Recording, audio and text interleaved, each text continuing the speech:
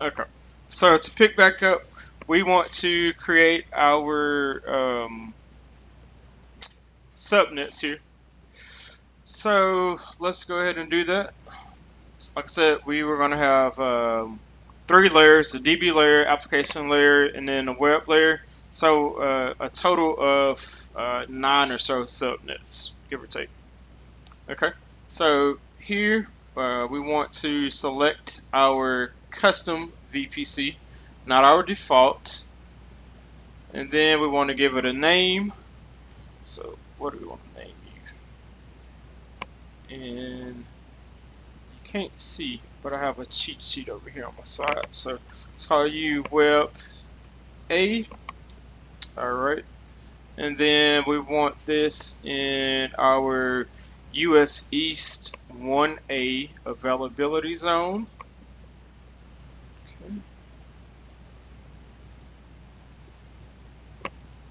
Okay, and then as far as for our IPv4 CIDR block range, I'm going to use this guy.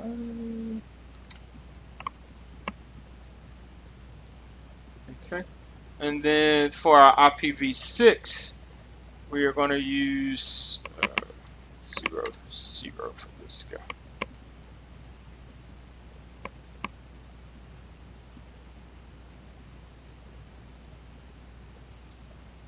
Okay, and hit create. Okay, and that's creating our subnet right there. So if we look here, let's dive a little bit deeper.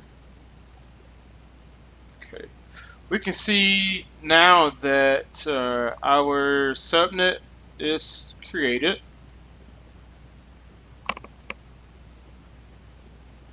And we have US East 1.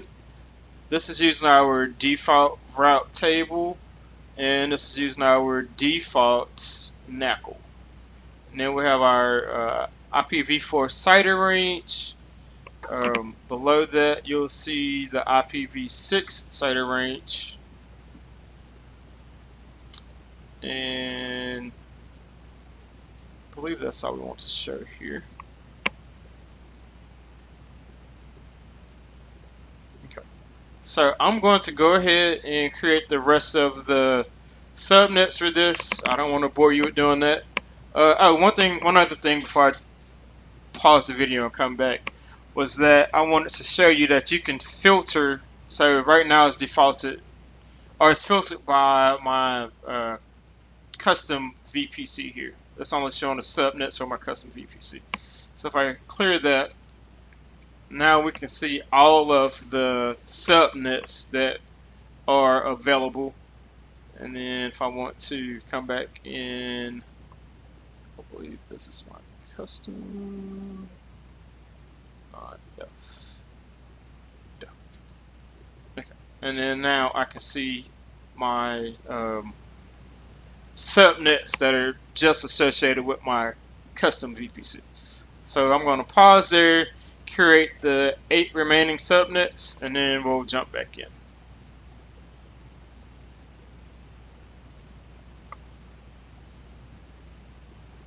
Okay, welcome back. So I went ahead and provisioned all of the subnets that we needed. So now you can see we have, these are all of our subnets. So I just want to go in here and just filter these down by my custom VPC. So you'll see we have a total of 1, 2, let's see, what's that? Total of 9. So basically we have a database, a web, and a app for each layer. And if we scroll over, we can see that it's associated with the VPC, the IPv4 CIDR, the IPv6 CIDR. It's giving us the available IP addresses. And then here is pretty much a differentiator.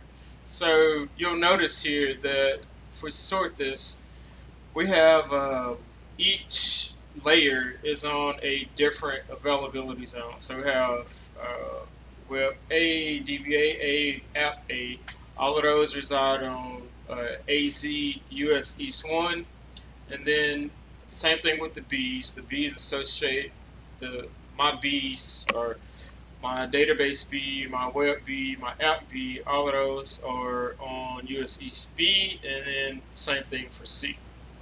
So that's how it breaks down on the availability zone. But you'll also notice that just I would call this metadata at this point.